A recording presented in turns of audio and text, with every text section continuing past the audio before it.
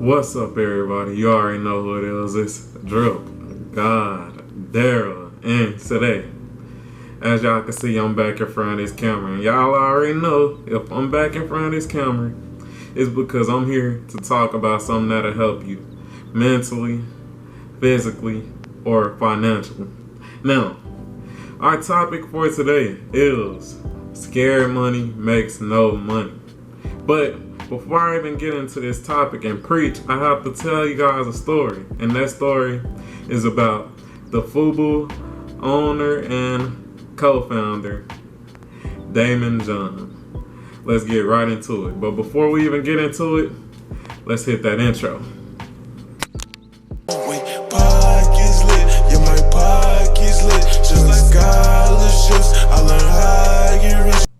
Okay, if you didn't know, Draymond John is an American businessman, investor, TV personality, and author, best known as the founder and CEO of American apparel company FUBU.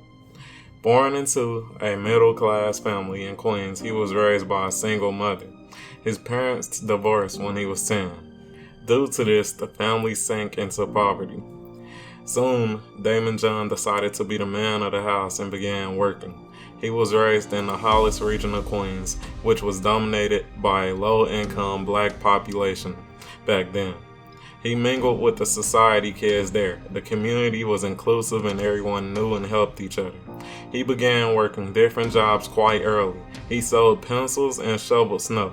At the age of 10, he became an electrician's apprentice and fixed the electrical issues in and around the Bronx region. Sometime in the 1980s, the hip-hop music scene flourished in New York, and Draymond was heavily influenced by it. He wanted to be a part of it, like many other teenagers. However, being black, he could not afford the clothes that hip-hop artists wore.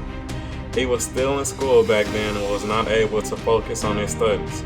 Years later, he found out that he suffered from dyslexia. This led him to move away from studies.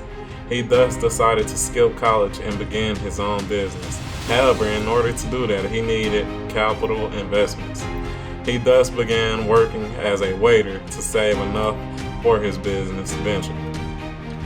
Draymond learned to sew from his mother when she pushed him to start doing something worthwhile with his life.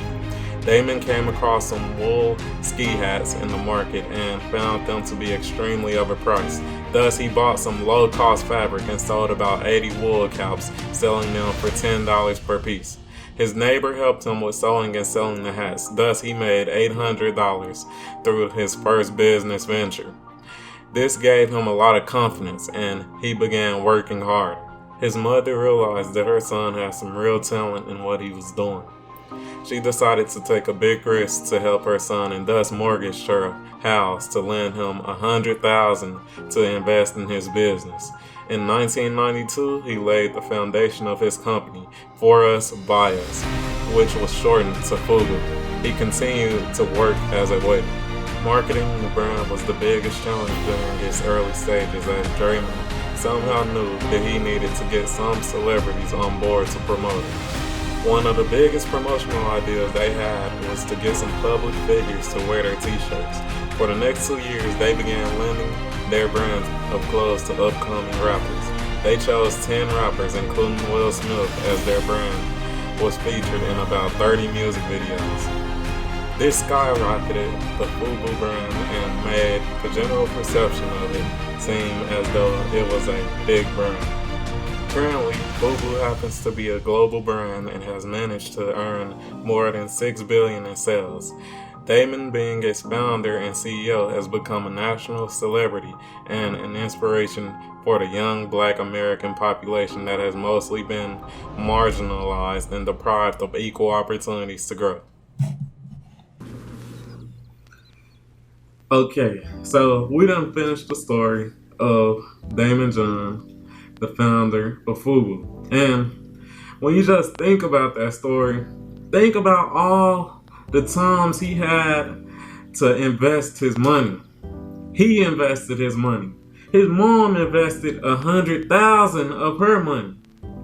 Scared money don't make no money. And also, it brings upon the topic of, why can't you do this? Why can't I do this?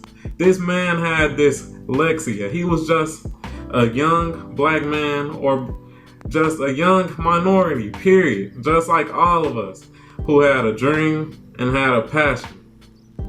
And all he did was just take that risk on his passion, on his dream, and bet on himself. And now, look at him now. He's a billionaire.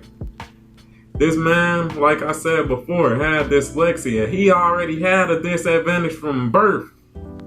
But he did what he believed in. He did what he wanted to do. He did what he strived for, what he felt was the thing for him to do.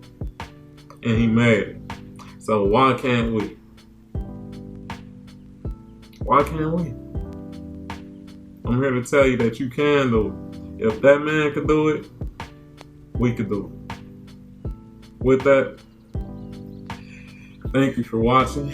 Please like, comment, and subscribe. If you feel like I'm giving a positive message, if you feel like I'm speaking facts, if you feel like I'm just helping you mentally, helping you physically, or helping you financially, share this video. Let's get it viral. Let your parents hear it, let your kids hear it, let anybody hear it. It's child friendly, as you know. And with that, thank y'all for watching. Please like, comment, and subscribe. And I'm out.